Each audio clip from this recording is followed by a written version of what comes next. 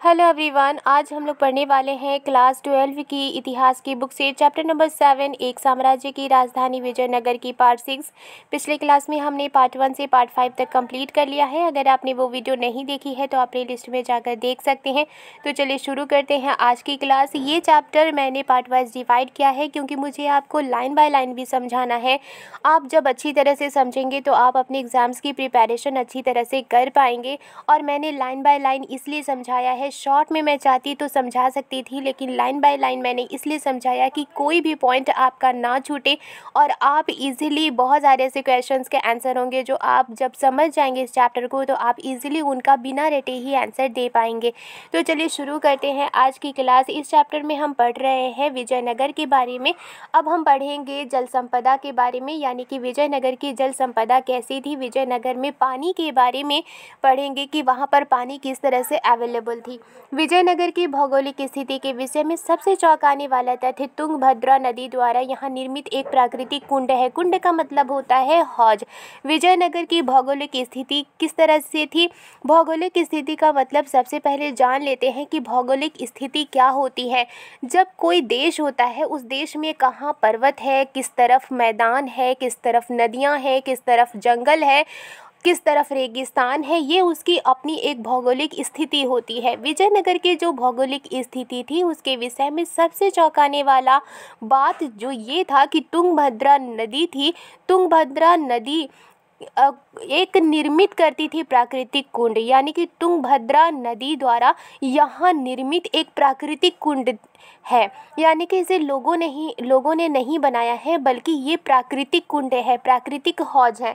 ये नदी उत्तर पूर्व दिशा में बहती है। हम जानते हैं कि इधर होता है पूरब, इधर होता है पश्चिम, इधर होता है उत्तर और इधर होता है दक्षिण।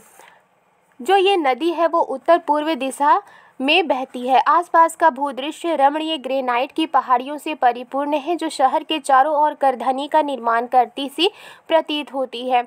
आसपास का जो भूदृश्य है, जो ज़मीन का दृश्य है, जो देखने में किस तरह से लगता है, रमणीय ग्रेनाइट की पहाड़ियों से परिपूर्ण है, यानी कि जो वहाँ की पहाड़ियाँ हैं वो ग्रेनाइट से भरी हुई हैं और बहुत ही आकर्षक हैं और इस तरह से भरी हुई हैं कि जो शहर के चारों ओर करधनी का निर्माण करती हैं। करधनी का मतलब होता है कमर में बांधी जाने वाली एक तरह से जेवर जिसे कहते हैं। तो इस तरह से ग्रेनाइट की पहाड़ियाँ हैं, पहाड़ियाँ जो हैं वो ग्रेनाइट से ग्रेनाइट है उसमें कि जो विजयनगर है उसके चारों ओर क्या लगता है कि ये ग्रेनाइट जो पहाड़ियाँ हैं जो ग्रेनाइट से हैं वो करधनी का निर्माण करती हैं। इन पहाड़ियों से कई जल धाराएँ आकर नदी से मिलती हैं और इन्हीं पहाड़ियों से कई जल की धाराएँ आकर नदी से मिलती हैं, यानी कि ये पहाड़ियाँ हैं और इन्हीं से कई जल धाराएँ निकलती हैं और नदी में मिलती हैं। लगभग सभी धाराओं के साथ साथ बांध बनाकर अलग अलग आकारों के हौज बनाए गए थे। लगभग जितनी सारी धाराएं थी जो पहाड़ियों से निकलती थी उनके साथ साथ बांध बनाया गया था और अलग अलग आकारों के हौज बनाए गए थे। चूँकि ये प्रायद्वीप के सबसे शुष्क क्षेत्रों में से एक था, इसलिए पानी के संचयन और इसे शहर तक ले जाने के व्यापक प्रबंध करना आवश्यक था। चूँकि ये जो प्रायद्वीप है वो कैसा था, वो एक शुष्क क्षेत्रों में से था, यानी कि सूखे क्षेत्रों में से था, इसलिए पानी के संचयन यानी कि उनका जमा करना और जमा किए हुए पानी को शहर तक ले जाने के लिए एक व्यापक प्रबंध करना ज़रूरी था। ऐसे सबसे महत्वपूर्ण हौजों में एक का निर्माण 15वीं शताब्दी के आरंभिक वर्षों में हुआ, जिसे आज कमलपुरम जलाशय कहा जाता है, जो कि ज़्यादा ज़रूरी था कि पानी को इकट्ठा किया जाए और ऐसा प्रबंध करना है, ऐसा मैनेजमेंट करना है कि उसे शहर तक ले जाया जा सके। इसीलिए सबसे महत्वपूर्ण हौजों में से एक हौज का निर्माण किया गया था। कब किया गया था? 15वीं शताब्दी के शुरुआत के वर्षों में किया गया था, जिसे आज कमलपुरम जलाशय कहा जाता है। ये हौज कब बनाया गया था? 15वीं शताब्दी के आरंभिक वर्षों में, जिसे आज कमलपुरम जलाशय कहा जाता है। इस हौज के के पानी से न केवल आसपास के खेतों को सींचा जाता था बल्कि इसे एक नहर के माध्यम से राज्य के केंद्र तक भी ले जाया गया था, जो ये कमलपुरम जलाशय कहा जाता है। इस हौज के पानी से न सिर्फ आसपास के खेतों को सींचा जाता था बल्कि इसे एक नहर के जरिए राजकीय केंद्र यानी जो राजा का केंद्र होता है, राज्य के केंद्र तक भी ले जाया गया था। सबसे महत्वपूर्ण जल संबंधी संरचनाओं में से एक हिरिया नहर को आज भी भग्नावशेषों के बीच देखा जा सकता है। सबसे पहले जान लेते हैं कि भग्नावशेष किसे कहते हैं। भग्नावशेष मीन्स कोई भी मॉन्यूमेंट्स है जब वो टूट फूट जाती है और उसके कुछ अंश रह जाते हैं, अवशेष रह जाते हैं, उसको कहते हैं भग्नावशेष। सबसे इम्पॉर्टेंट जल से जुड़ी हुई संरचनाओं में से एक हिरिया नहर को आज भी भग्नावशेषों के बीच देखा जा सकता है, यानी कि उसके अवशेष है जिसे देखा जा सकता है। इस नहर में तुंगभद्रा पर बने बांध से पानी लाया जाता था और इसे धार्मिक केंद्र से शहरी केंद्र को अलग करने वाली घाटी को सिंचित करने में प्रयोग किया जाता था। संभवतः इसका निर्माण संगम वंश के राजाओं द्वारा करवाया गया था। ये जो हिरिया नहर है, इसमें पानी कहाँ से लाया जाता था? इस नहर में पानी तुंगभद्रा पर बने बांध से पानी लाया जाता था और इसे धार्मिक केंद्र से शहरी केंद्र को अलग करने वाली घाटी को सिंचित करने में प्रयोग किया जाता था। यानी कि एक तरफ धार्मिक केंद्र और दूसरी तरफ शहरी केंद्र, इसको अलग करने वाली जो घाटी थी, इसको सिंचित करने में प्रयोग किया जाता था।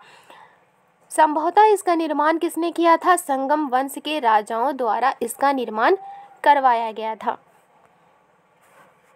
अब हम लोग पढ़ेंगे हौजों जलाशयों का निर्माण किस प्रकार होता था।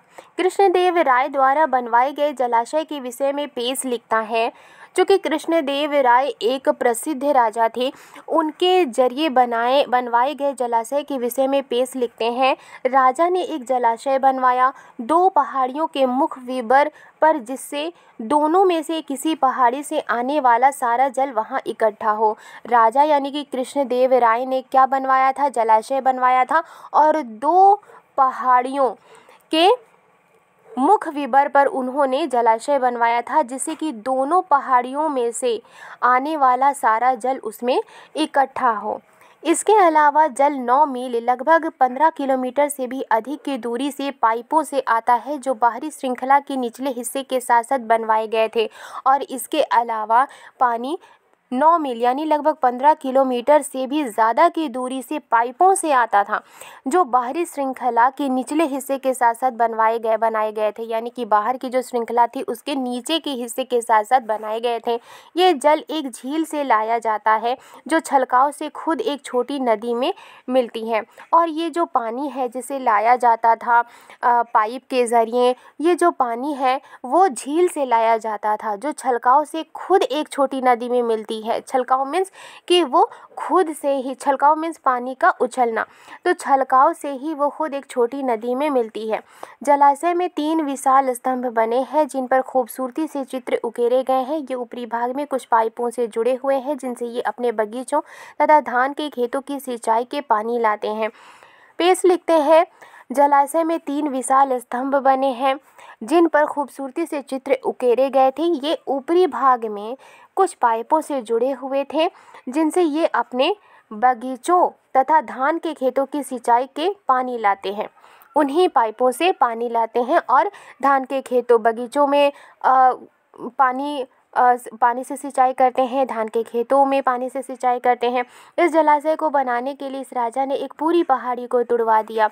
और ये जो जलाशय जो बना था, राजा कृष्णदेव राय ने एक पूरी पहाड़ी को तुड़वाकर इस जलाशय को बनवाया था। जलाशय में मैंने इतने लोगों को कार्य करते देखा कि वहाँ 15 से 20 हज़ार आदमी थे, चींटियों की तरह।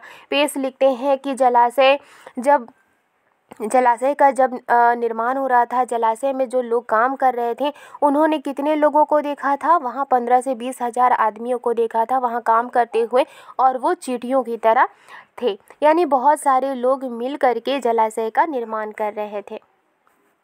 नेक्स्ट वीडियो में हम पढ़ेंगे किले, बंदियां तथा सड़कें से। आज के लिए बस इतना ही। वीडियो पसंद आई है तो लाइक एंड सब्सक्राइब करना मत भूलिएगा। मिलती हूँ नेक्स्ट वीडियो में। Thank you.